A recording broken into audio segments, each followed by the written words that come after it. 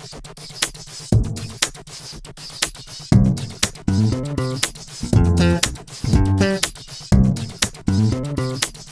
right, so we're going to be talking about migrating from jQuery moving to Backbone.js. I changed the name a little bit to protect the innocent. So I'm Charles Max Wood. AJ and I actually do a podcast every Tuesday about JavaScript. And there are a few other guys that come, so yeah, come and sit down.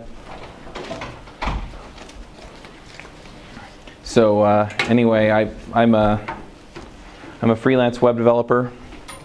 I use Ruby on Rails primarily on the back end, and then use some of these JavaScript frameworks on the front end. When I'm able to solve people's problems, it makes me feel awesome. Okay, I really enjoy what the web development offers. Some of the podcasts that I do are Ruby Rogues. It's 5 Ruby developers. We talk about stuff related to Ruby, JavaScript Jabber, same thing, JavaScript. And the Ruby Freelancer show is, you can come in if you want. The end or the beginning? Beginning. Yeah, the fun's just starting.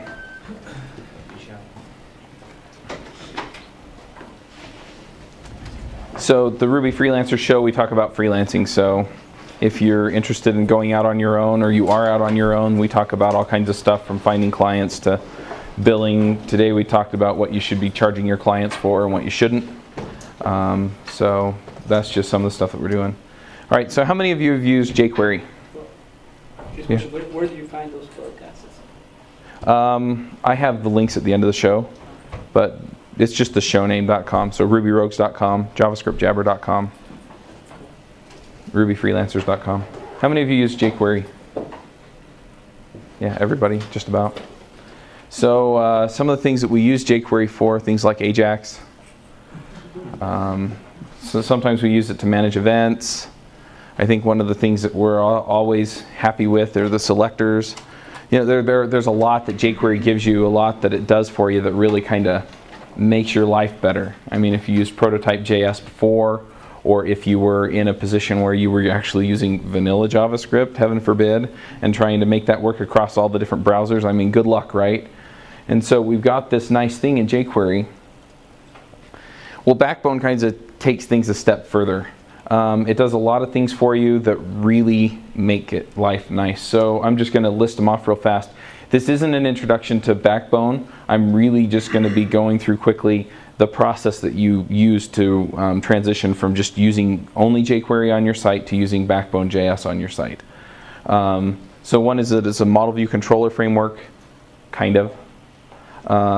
So it gives you a nice separation of concerns. It helps you organize your code. The MVC components in Backbone don't correspond directly with model view and controller. In Backbone, the best way I can describe it is a model is a model. The view, as you would think about it normally in model view controller, is the template. So you either have a string that has HTML in it, or you're using something else like Mustache or Haml.js or something.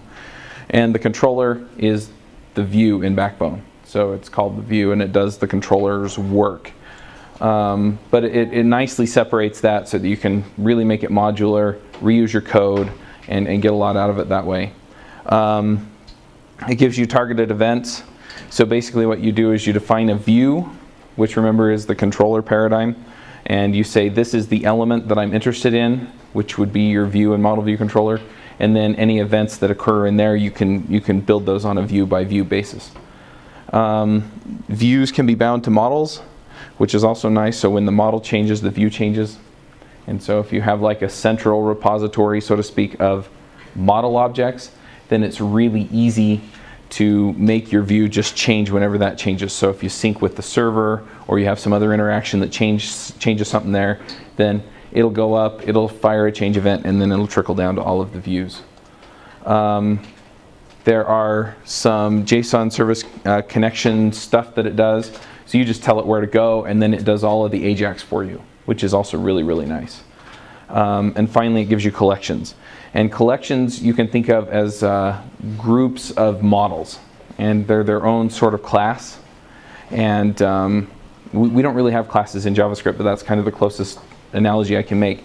And so you create a collection, or you retrieve an array, a JSON array of JSON objects from a service, and it will build out this collection, and that gives you all kinds of nice features like convenient looping and MapReduce and stuff like that. So there's a lot there. It uses the underscore library. In fact, that's Backbone's only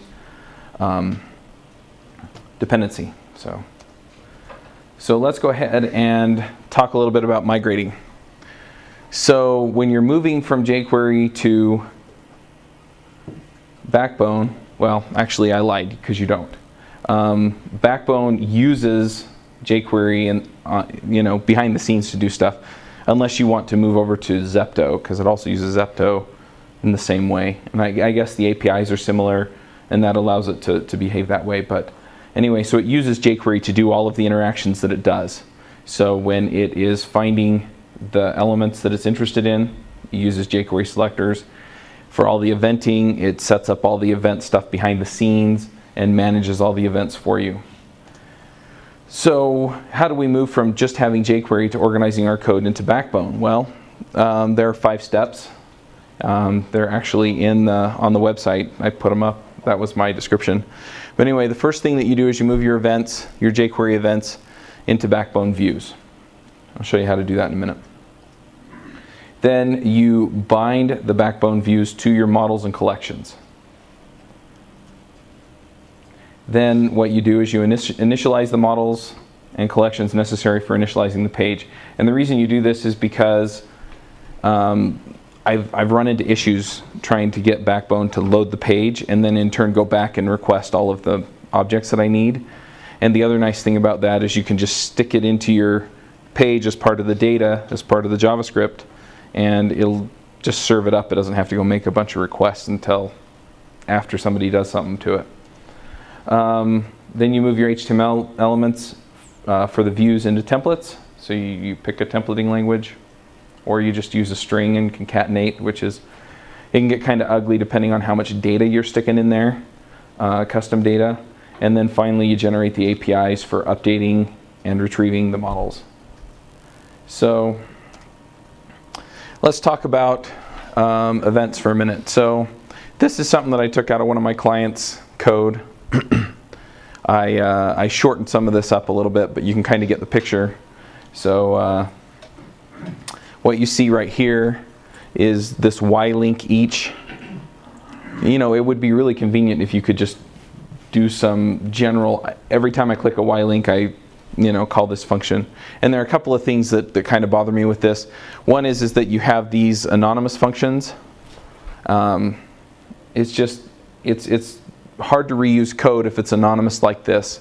It's much easier to keep your code dry, to keep all of the concerns that go with doing this kind of work, like clicking this particular link or whatever it is. There's a whole lot. It's a whole lot easier to do that if you actually move this off into its own function, and then if you need something else that does something similar, then you can just generalize it. This one down here is just showing and hiding an alert div, and so if you check too many icons, then it will show the alert, and the alert says, hey, you've clicked too many icons, and then if not, then it'll hide them. So what we're looking for is something maybe a little bit simpler. So here is a Backbone view. So the first thing we see here is that the element that it's looking for is profile icons. It has that ID. It's a jQuery selector. So I mean, no mystery here, right? We've all used jQuery. We know what this looks like. We know it's going to go look up and find the first element that has that ID. And then what it does is it sets up these events, and it says if you click a Y link, then call the Y link function. That's all it does. But it's really simple. You can see what events you're watching for. It's all in one place. It's neatly organized, and you know that the concerns are just with that little snippet of HTML, just that section of your page. So then you've got the handlers, and so you get down here and you find the link that was clicked. You go up to the parent, you find any hidden Ys, and you slide toggle just slides it open, slides it shut. And then you can see that this is just the same as it was before. And the only reason I did this is because it was too long to go all the way across. So let's go ahead and look at binding the views to the models, because this is our next step. This is our step 2, right? So if something changes in the model, we need it to change in the HTML. So what we do is we set up a tag name. Now this is just like the EL that we had before that was a selector. There are a whole bunch of these. There's tag name, ID, class name, and so you can identify each of these. You can actually set them as functions or as strings. And so the nice thing is it says I'm looking for a div and I need it to have this ID, user underscore this model ID. And so then it'll do the right thing. It'll find the right element. And so if we have multiple user listings on the page, then we can say whatever model you're bound to, then you need to look for that element. And so you can have multiple views initialized for each model.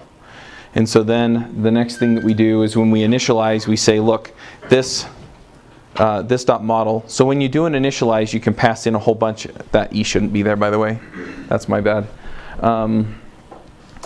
But you can initialize it. You can pass it a whole bunch of options. There are literally like 10 options you can pass. And so you can pass it a collection. You can pass it a model. You can pass it the element. You can tell it the ID, the tag name, all that stuff. If you pass in, this one's expecting a model, and so it's going to look at the model. It's going to bind any change events to this.render, and then it's going to render the view. And all render does is put the HTML out there. So every time the model changes, you can assume, for example, that the user model that's bound to this view, if the username changes, then you should see the change reflect in your page, because it's going to go and it's going to re-render this. It's going to change the HTML in the element that it's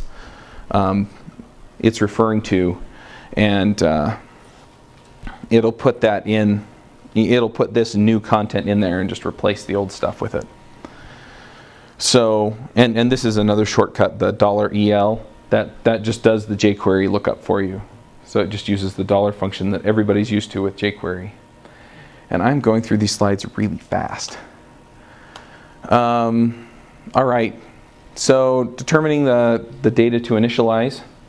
The big secret here is setting up this. So this is the example I was giving where you do the lookup.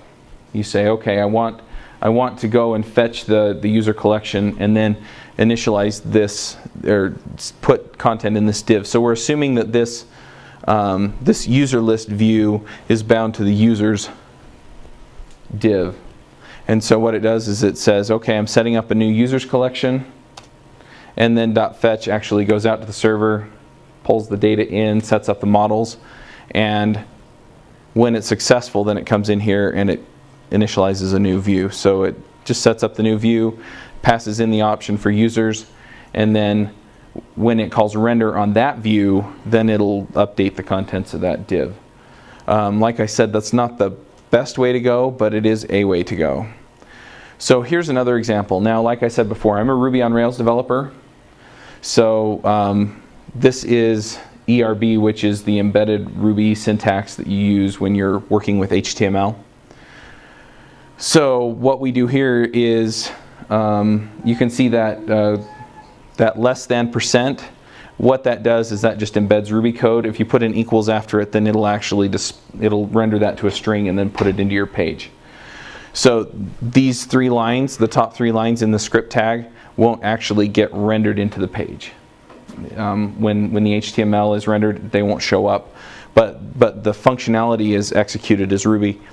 So you can see that on the first deal, if we have this instance variable, which is with the @ sign in front of it, we do a .map, which just calls the function on it and returns a new array. So @users is an array, .map returns an array of the users converted to JSON.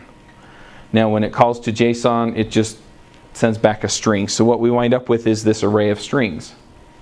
Now in order to initialize the backbone models, what we have to do is we have to pass it to the initializer, or the new function for the user model. And so you can see that we're doing that all the way over on the right. where it says new user blah. It's just generating another new string, and that string actually initializes the model. And the model, if you give it a first argument that's an object, then what it does is it actually initializes the JSON model with those attributes. And since the toJSON gives us a list of attributes, that's just how it works. So the last thing that we need to do is we need to stick it together, comma, separated, and then put it in square brackets so that we can get an array like we're used to. And so you can see here that that's what we're doing on, what is it, like line 8 here, where it says var users equals. On the far right, you can see that it's actually then rendering out that string that we've built and building that out so that you get all of the models that you want to be in that collection. So it doesn't have to go do an end run to the server. Instead, what it does is it'll take the models that have been set up in here, and it'll just use those.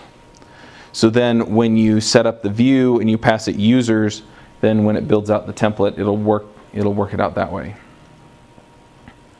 And I forgot that I highlighted it, so real fast, just to go over this again. So this step converts all the user objects in Ruby to JSON to strings.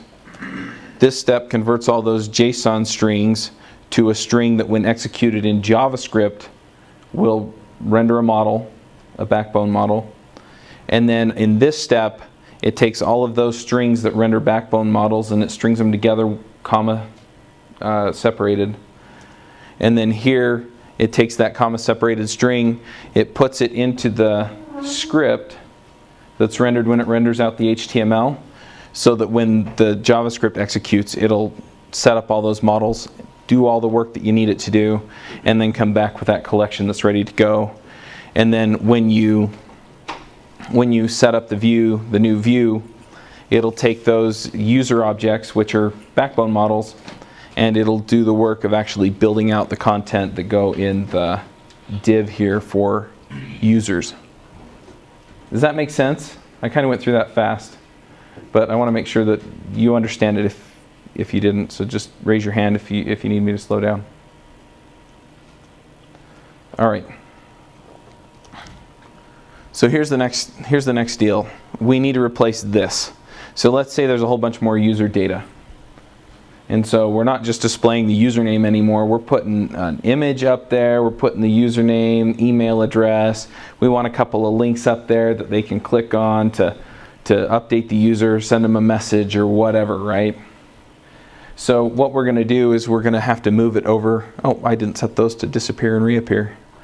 So we're going to move it over so that we can actually get the stuff done that we need to do. Now, one problem we have, if we're using mustache, and that's what this is mustache, or handlebars, sorry. If we're using handlebars, our models, in order to get the attributes, you call .get, and then the argument is a string that's the key to the attributes object. So it doesn't really work for us, because if you just did over on the far right again, you see the curly brace. If we didn't have that hash there, if it was just username, then what it would do is it would try and call username against the user object, and that hasn't been defined, so it would return undefined instead of calling get and then getting the attribute. So we have two options. We can either set up the model so that when you call username, it just accesses the attribute, or we can set up a helper. And so that's what I chose to do. So you just register a helper, called it username, you give it some context and function. If you want to embed anything inside of tags, then you'll actually call the function. But in this case, we're not. We're just calling .get username, so we don't need to use the function at all. And that context is used to set up what this is. So this points to your user model. So it gets the username. So down here you can see that we do the curly hash, which is call a helper, and then the contents would be what we get when we execute the function that's passed in there. But like I said, we don't need it, so we just say, okay, we're done. We don't have any arguments for the helper. And so this is exactly like what we had here. So you can see that they're pretty much the same. Go back again. So this string right here, the div class username, model get username, that is exactly what we get right here in this string for this template. Okay. So then what we do is in our view, when we render the function, we just tell it, look, we need this template, so mustache, go compile this template. I think that should be handlebars. I don't know why I typed that wrong, but anyway, and then you just, we're doing the same thing. We're just doing template model, and that model is what sets the context for the template. And so it executes the template, inserts the data from the model, passes it back as HTML, and that's how we get that into the page. So far, so good? Okay. So there are a whole bunch of options for template markups. Mustache is what initially started using these curly braces that you have here. Handlebars just expands on that, gives you a little more functionality there. It's written by Yehuda Katz, who wrote Ember.js. I really like it. Haml.js is based on a markup language that I think originated with Ruby and is pretty popular in the Ruby on Rails framework. JST is a lot like when I showed you the ERB examples. That's what those look like with the triangle braces and the percents. Google's closure templates, dust.js, there are a bajillion more of them. You know, whatever works. You can call whatever you want because all you're really doing is this kind of substitution in your DOM. So let's talk about JSON APIs because that's our last step, right? Set up these APIs so that we can get the data back that we want. So I've seen a couple of different formats for objects. The first one, you tell it what kind of object it is. And the second one, you just pass the attributes back and you expect the front end to know what to do with it. Backbone prefers the second. Ruby on Rails defaults to the first. So there's an option you can pass in that says don't include the first level, and that's fine. If you're doing array, I was just going to say, in your API, wouldn't your REST interface be something like /user anyway, so it kind of obviates the need for putting it in the JSON?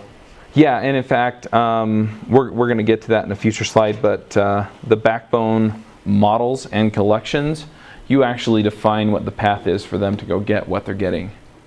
So when it makes the request, it already knows, because the model is what's doing it. The model is what defines the class. The collection knows what models go in it, so it knows what to build with the attributes it's getting back. Arrays, you know, pretty straightforward there. So if we're doing requests to get these, I'm going to have a ton of time at the end, so if you have questions, be ready. So if you have, so if you're going to make a request, let's say you create a new model in Backbone and you want to persist it to your server. If you're doing that, you do it through a post. And if it's an existing model, then what you do is you do it through a put, an HTTP put. The URL route is what tells it where to go. So if it's a new model, or if you're getting a collection or things like that, then usually it's just /URL route, and that's it. But if it's an existing model, then it'll tack the model ID on the end. So here's an example of a model, and you can see that we have the URL route right here. It's /users. So then if we have this user that has an ID of 10, then if we want to know what URL it's going to hit when it tries to persist it or sync it up, then we can see that it's /users/10. If we're creating a new one that doesn't have an ID, it knows it's not been persisted, it's not been synced, then if you call user.save, then it posts here and it sends that data. So it posts to /users, and it sends name, Chuck, language, English. And then if you do a user.fetch and it has the ID, then it knows that this is the path it needs to go to. So it does just a normal GET request, and it'll get a JSON object back. And I realize this is at the bottom of the slide and probably hard to see from the back. I'm sorry. So if you're building the API from the other end, I'm sticking with what I know. So you have the user class in Ruby on Rails. Ruby on Rails is also a model view controller. So this is a model. And after accessible just says that the name and the language can be mass assigned by a model call. And we'll see that in a second. To.json is on there by default. But if you override it in Ruby, you can call super and pass it whatever options you want. So these options, what it's doing is it's saying, take any options you get here and override them, or override these options with anything you get here. Otherwise, it'll just default to that. And then in the routes, all you have to do is set up resources. And resources does the RESTful routing that Backbone expects by default. So that's actually something that's really, really convenient. So then you have the controller. So the way that Rails works really quickly is your request comes in, it hits a dispatcher. The dispatcher uses these routes right here to determine which controller and which action to send to based on the HTTP request type. So put, post, get, delete, and the path. And so, like I said, this lines it up really nicely for our APIs. So when you do a get to /users, this is what it's hitting. It's hitting index. So it goes out and it gets all the users and it renders a JSON representation of those. If you do a get with an ID, and that's /ID, and it knows that that's the route that it's expecting, the path, then it'll find the one user with that ID on it, and then it'll render it to JSON. So it's pretty simple. Post goes to create. So params is just the parameters that are passed in. So that parameter string that we had right here, it'll just parse that. It'll pick it apart, and it'll give back a hash or a dictionary, or if you're familiar with JavaScript, an object is kind of the same thing. And so so it'll have a key of name and a value of Chuck, key of language, value of English. It'll pass those in, and it knows to create those, put them in the database, do all the persistence for you, and then it'll render the user back.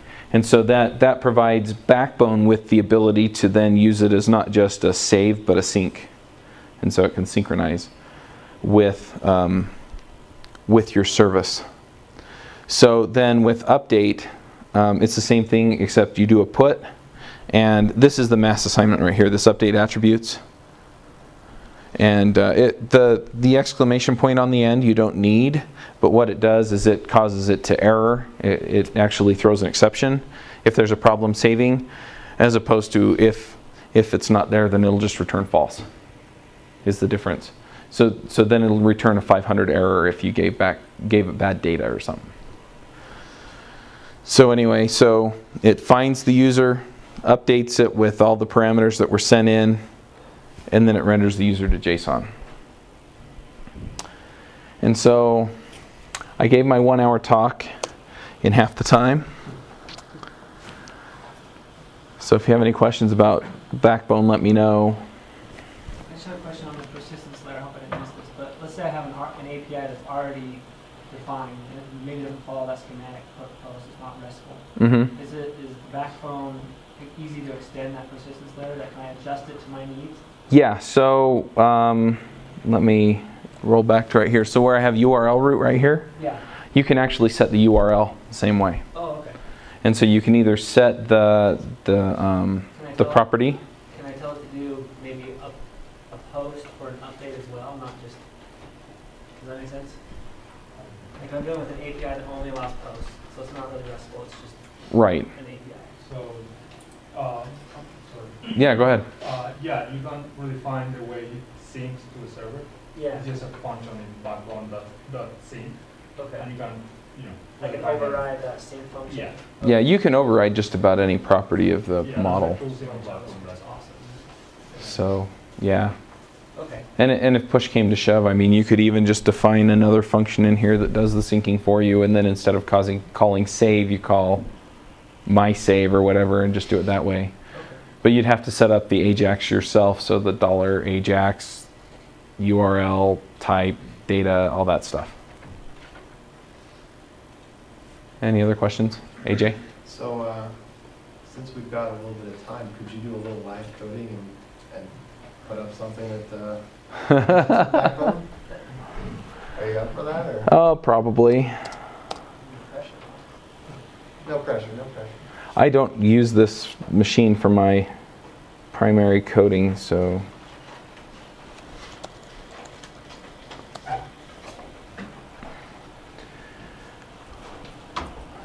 So just really briefly, what made you choose Backbone over the other frameworks? Like what was it that? So, to be honest, I'm not completely sold that this is the best framework for every situation. It was simple. It was really easy to figure out how to use it. And that was something that I really appreciated about it. And I'd been fighting trying to organize my jQuery code for so long to find a system that really worked for me. And this really just, everything just kind of fell into place. And I was able to convert one of my clients' applications to Backbone within a matter of like a week. And it cleared up a lot of stuff. On another client's app, I actually did this, started playing with the templates, and it sped up some of the interactions and stuff, because they had a lot of like, you would hover over a div and it would pop out information on the right side. And it was really slow because it was doing AJAX requests for all that. And, had to render all the HTML and what have you. And so instead I could either store a JSON string or just actually have it pre-rendered in my application. And so as soon as I hovered or clicked, it just popped it right out. And so it made it really easy. And that's one of the things I didn't talk about with the templates, is if you pre-render them, you can pre-compile them, then they're really fast, because it doesn't have to do anything extra with it. It already knows all I need is a model to stick in here and I'm done. Boom, I've got HTML for all of that. And the other nice thing that I also left out was that if you're rendering a view on a collection, what you can do is you can actually then initialize views on all of the members of the collection. And so you have all of the events for the collection at large in a larger div, and then you can embed the views inside for each element. So if you have a list of users, or if you're doing a Twitter clone, you have a list of Twitter posts or tweets, then you can do that same thing. And so your collection view, where you can filter them maybe or something like that, like all of those features would be on the collection view. So you click that, and then it does, a few little jQuery tricks to hide the wrong ones and show the right ones. And then if you click on like retweet or something, then that's all handled by the individual tweets view. And so it separates that really nicely too. And the way that it works is it doesn't actually, from what I understand, when you click on something, it actually catches it when it bubbles up. It doesn't actually set an actual event on each of those elements. So it just watches it when it bubbles up and then says, okay, where did it originate, and do I care about anything in between? And so it's kind of a different paradigm there, but my understanding is that helps with some of the coupling and binding problems that you might run into if you have too many events watching too many things. So. You kind of touched on it a little bit there, but what would be some examples that you found Backbone maybe not necessarily the best solution to? So most of the apps that I build are pretty small, and so it works really well for those. I haven't really run into anywhere where I haven't wanted to use it, but I've heard of other people that have run into instances where, you know, maybe they just wound up with, you know, they're managing a lot of other stuff, and there are other frameworks that do a little bit more for you. For example, Ember.js, and I talk to Yehuda off and on, but anyway, that is more like Rails, and so it's a little heavier weight.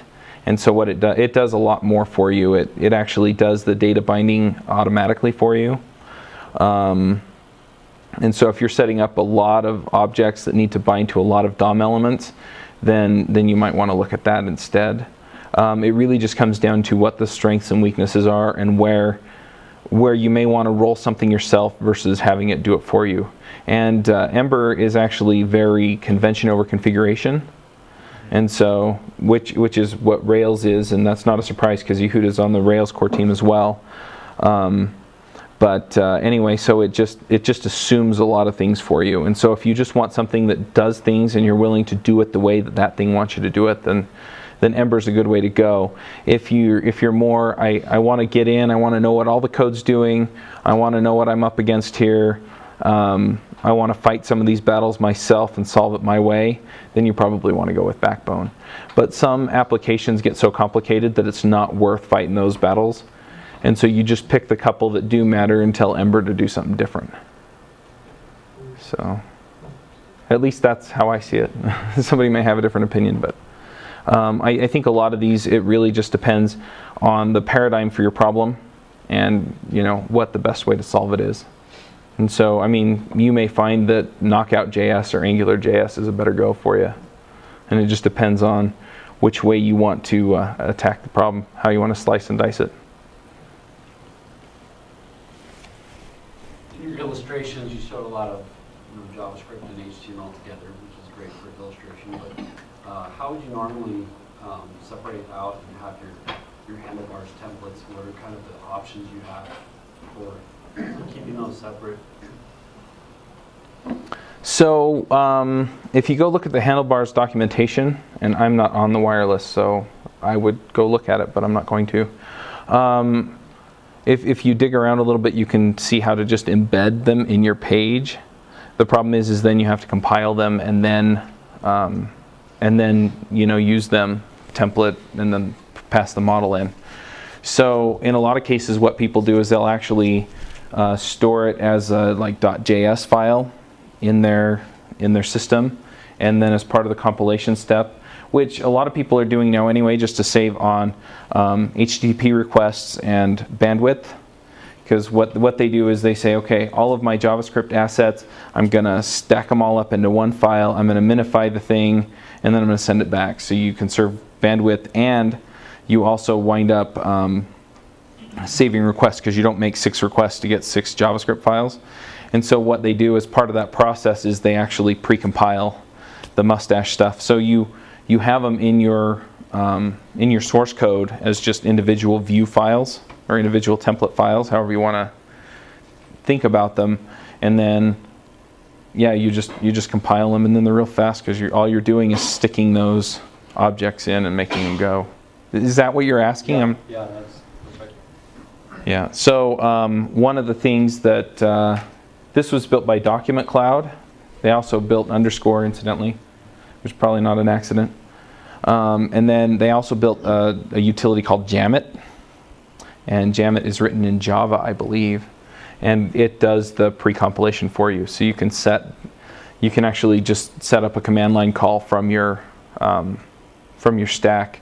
And so when you do your deployments, and I'm trying to be general here, in Rails, we use a tool called Capistrano, and so all I would do is I would just set a task in there before it goes up to the server, and I would say compile all my assets, commit them to the repository, and then as part of the deploy on the other end, it would pull it out of the repository, and since it's pre-compiled now in the repository, it would pull it down on the server and just be ready to go. So then it didn't have to do anything. So none of your pre-compiling happens on the fly, it's always, so the source is actually pre-compiled, is what you're saying? Yeah. Yeah, the other thing you can do is there are watcher programs that you can get depending on what your infrastructure is. The one I use is, again, another Ruby utility. It's called Guard. They also have one called Watcher. I'm sure like every language has like 3 or 4 of them. But it's just a command line utility, and you say, watch this directory, watch these types of files. When they change, then do your work. And so you can do the same thing there. You just set it up and say, watch all the JS files or mustache files or whatever extension you've given it in your views folder, and then you just tell it if any of them change, then precompile and save it. So then the next time you commit before you deploy, then it's already done. I mean, there are a lot of solutions to this, but it solves that problem for you. And I found that it's really, really nice to be able to do that. And depending on how ambitious you are, then on the other end, what you can do is you can use your precompiled templates to basically preload certain HTML elements, and then when you need them, you just pull them out as opposed to rendering them every time. But I haven't seen a real big savings there. Most of the savings comes in with precompiling your stuff. Sorry. One thing is that for the templates, you can also just put it on your HTML Yes. as a script with a different type And an ID. And yes. then on your backbone views, you just define the ID of that element. Mm-hmm. And Backbone will automatically load it. And in your render method, you just call whatever library you're using to expand that template into a real thing. Mm-hmm. And then you can have it separate your controller view, or to call it somehow, from your template. Yeah. It's So. still in your HTML. So what he's saying here, I forget that you can't see the slideshow unless I do this. So what he's saying is right here. Right. What I've done is I've put this into this string. I've just stored it under templates, right? So what he's saying instead is you have a script tag in your HTML, and you give it like type X / application handlebars or that would work. And then you have this kind of stuff in that div tag or in that script tag. And so then what you do is you come down here, and when you do mustache handlebars.compile, you just do a jQuery selector. And since you've put an ID on the script tag, you can do a selector to find it. And when you call .html with no arguments, this has an argument, so it replaces the HTML. If you call it with no arguments, you get the HTML that's stored in that script tag. And it just gives you back a string like this. And so you do the same thing. And so what he's saying is you can just put them in line.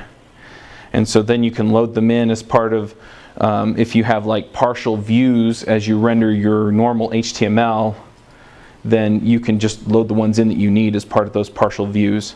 So you would effectively load, let's see. So you would load this, and then you would have the script tag that has your template in it. And then you would have this other script tag that does all the work to set it up. Any other questions? Comments? I got about 15 minutes to try and do a live code thing. Oh, by the way, one other thing that I do want to point out. Real quick, and this is totally self-promotion. I am a freelancer. You can hire me. I appreciate you hiring me. This is my cell number. That's my email address. Either of those will get to me. And then if you want to see any of the other stuff I've done, I've got video tutorials. I haven't done any in a while. I need to, because I need to get all this Backbone stuff in there at teachmetocode.com. And I also interview just interesting people doing interesting stuff with code at teachmetocode.com. And then, like I said, rubyrogues.com is a panel discussion about Ruby and programming. It seems like we've gotten away a little bit from Ruby specific stuff. So we talk a lot about agile development. We've talked about being good citizens in the code community, experimentation with your coding style, all kinds of stuff like that. JavaScript Jabber, we've been a little more JavaScript centric, which I don't think is a bad thing, but the JavaScript community has gone from this language that everybody hated to use in their browser to something that people are using on the server and on the browser, and to do all kinds of things that nobody ever thought you would ever do with JavaScript or even want to. And so it's just become this interesting ecosystem. So we've been bringing people in and talking to them about all the different things in there. So if you want to hear Yehuda and Jeremy Ashkenaz, who wrote Backbone, so it was a Backbone versus Ember, yeah, they had it out for about a half hour on the show. And then Ruby Freelancer. So yeah, if you're looking to go freelance or anything like that, you can listen to me and 3 other guys that have been doing freelance a lot longer than I have talk about freelancing. If you want to get a hold of me because you have questions about going freelance, I'm happy to answer those too and help you kind of get on your way that way.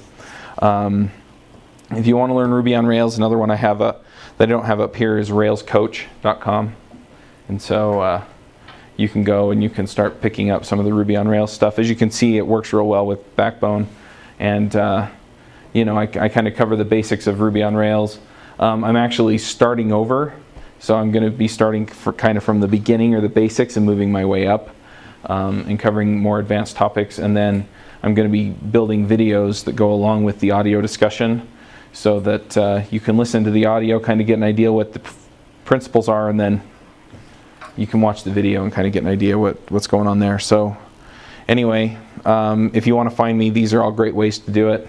And I like meeting people. I like getting feedback. So if you have any thoughts or anything like that on this presentation or on any of these shows, just let me know. Anyway. So let's see how far we can get here in 15 minutes or less.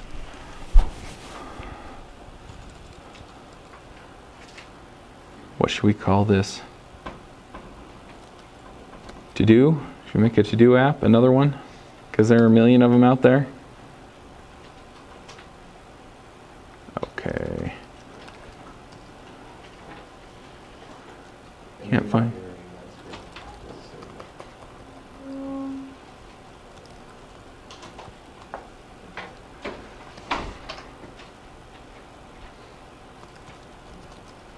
There we go.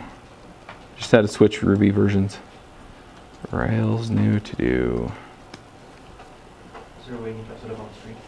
Oh, yeah, that's a good idea. It's going to be really invasive, but you won't show something.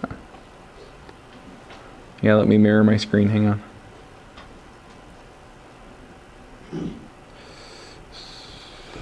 Displays.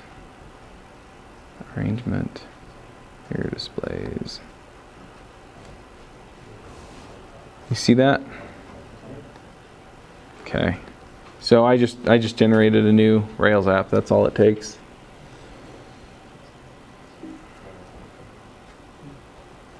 Oh, problem. I'm not on the wireless and I don't have the Backbone libraries on here. Maybe.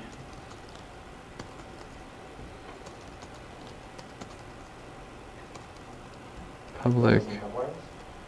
I just haven't signed into it. It takes 30 seconds. Might be too long.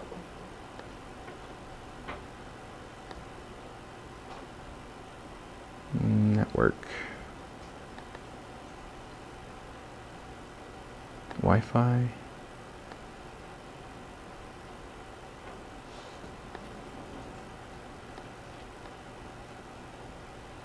Network name, UVU, open.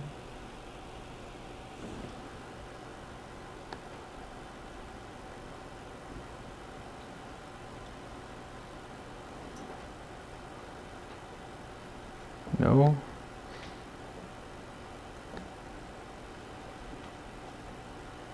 There we go.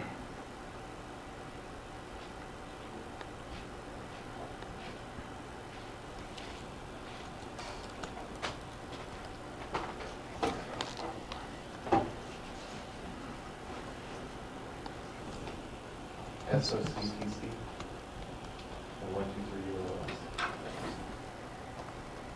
123 UOS. Yeah, if I can type today.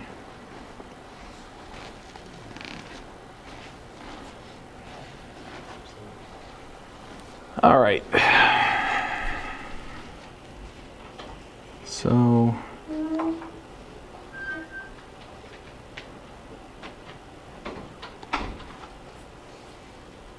There we go. Let's get the production version.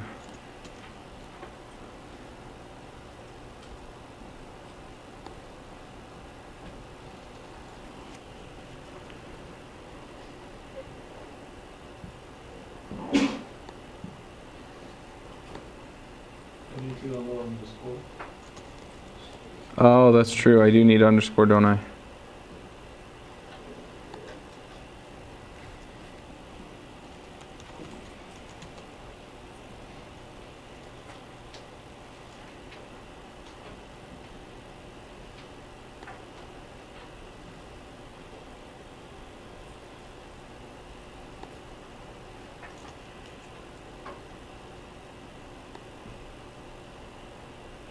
What did it say about newer versions and oh, remove AMD.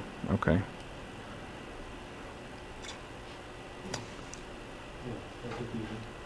What was that? That's when they made that change, that was really, really bad. I used Require.js Uh-huh. and that destroyed all my price when I was there with that.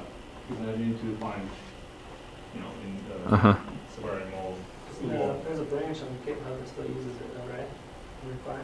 Yeah, So you. yeah, but it's not Yeah. the main truth.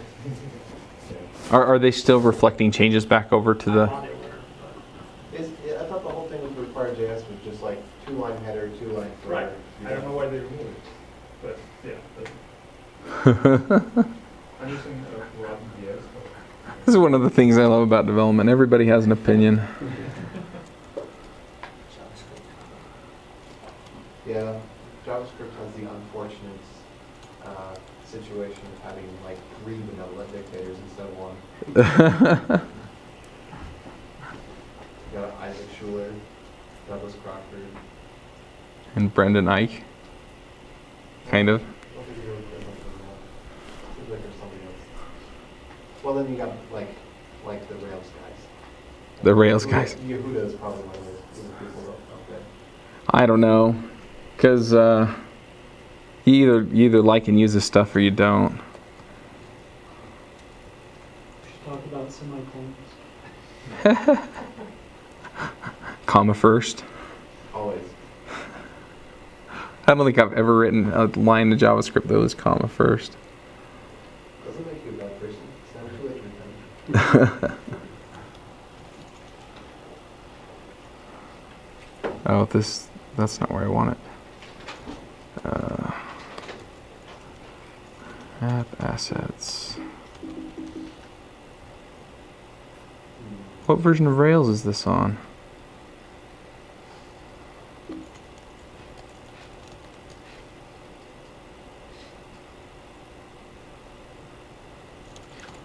Okay, this should be really interesting. By the time it's done installing all of my Ruby libraries,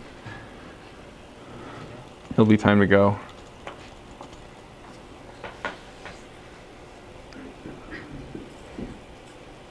So, You could walk us through some of the stuff on Backbone.js.org. You can have a bunch of interesting stuff in there. yeah, I could. There's some stuff I love that I could go through. And Backbone has a mocking interface too, doesn't it? Where you can like define what a route should give you without actually having the server on the other end. I haven't done anything like that, so I don't know. I am fully willing to not speculate if I don't have an answer, so. Okay, so I showed you the events. That's something that I really love.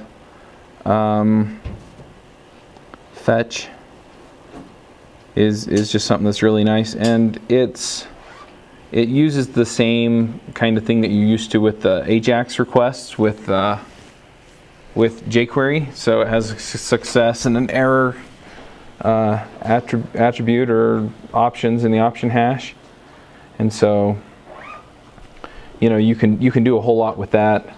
And the save/sync is really nice. I really like that as well. One thing I didn't go over that's really cool with this is that it does validations. So you can use your model to validate the attributes that you have for your model and say, it is or it isn't valid. So you just set your validations in here and then you tell it when it fails, and then you can check the validations with is valid. So here's the URL that we were talking about here. So if you wanted to set a custom URL, you can. I don't see a way to change the request type. You know, post versus put. Yeah, for that you need to customize the sync, the backbone.sync method. Oh, okay. There is no easy way to do it. You need to redo the entire backbone. Right. Yes. Sorry. Yep.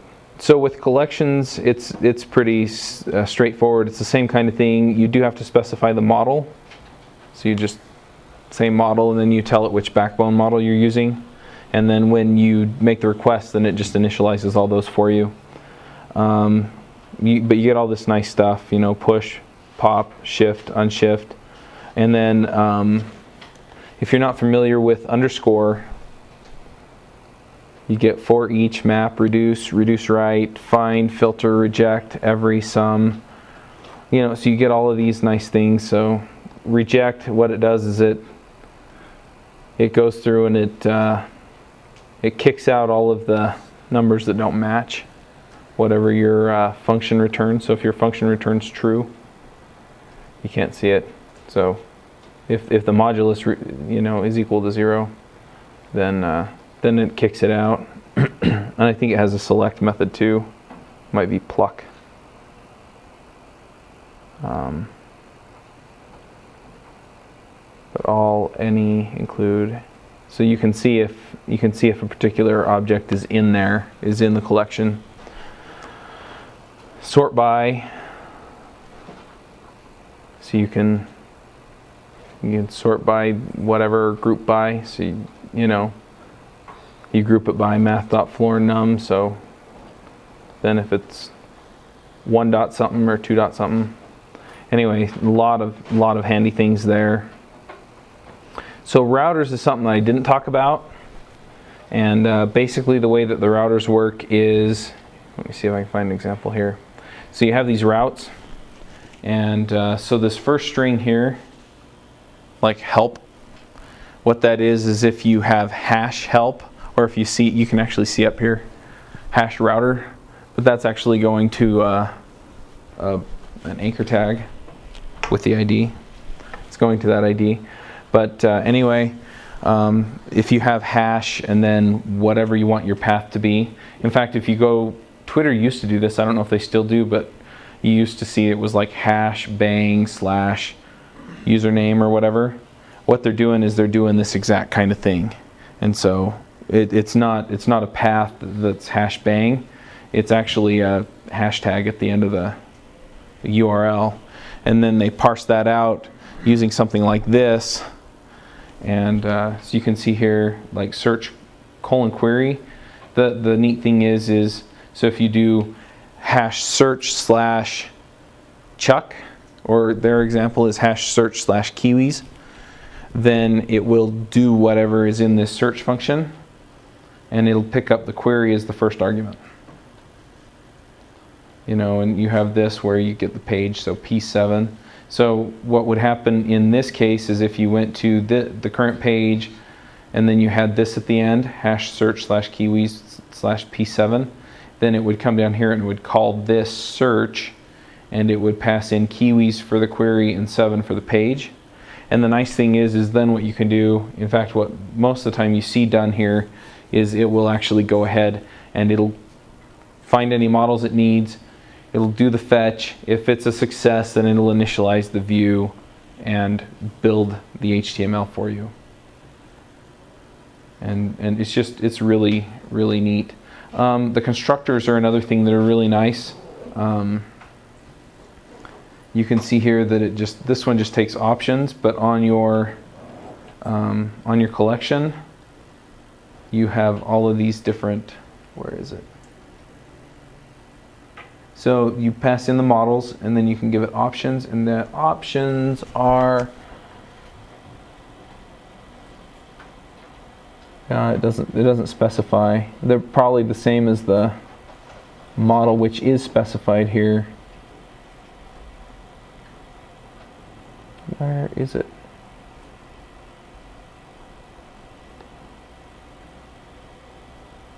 I know it's listed here somewhere, but anyway, so you can pass in all those options to get the URL and everything lined up and working properly. But the views, I think, are really the powerful thing, because even if you don't use anything else, you can use that to manage all of your DOM manipulation and just really make a rich and powerful UI. But anyway, it looks like I'm out of time, so I'm gonna call it. Sorry I didn't have more material prepared.